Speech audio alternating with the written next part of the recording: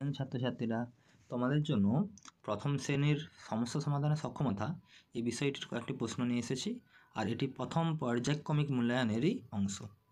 তো দেখে নেওয়া যাক প্রশ্নগুলো। হ্যাঁ, প্রথমে 1 নম্বরে বলেছে ইংরেজিতে দুটি রঙের নাম। ইংরেজিতে তো দুটি রঙের নাম করে নিতে পারবে।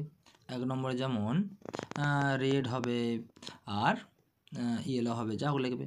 আর 5 আর 2 যোগ করলে কত হয়, এরকম লাইন টেনে টেনে করতে পারবো। 1 2 3 4 আর 5, তাহলে 5টা লাইন টানা হলো আর 2টো লাইন টানা হলো। কটা হলো পারবে? কত হবে?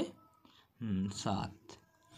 গাড়ির চাকার আকার কেমন, এটা তোমরা করতে পারবে, কারণ গাড়ির চাকার আকার কত? গাড়ির চাকার আকার গোল, লিখে নেবে গোল।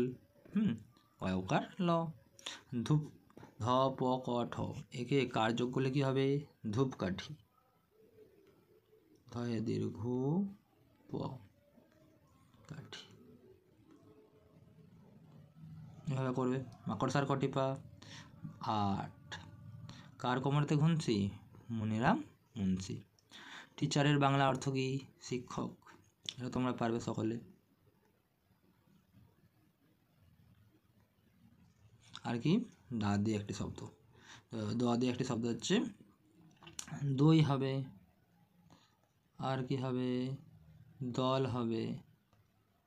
কেমন লাগলো সকলের? তোমরা বলো, ঠিক আছে? আর কী কী ধরনের প্রশ্ন আনতে পারি সেটাও সকলে জানাবে। আজকে এতটাই, ধন্যবাদ। আর যদি ভিডিওটি ভালো লাগে অবশ্যই লাইক, কমেন্ট এবং সাবস্ক্রাইব করে নাও। ব্যাস।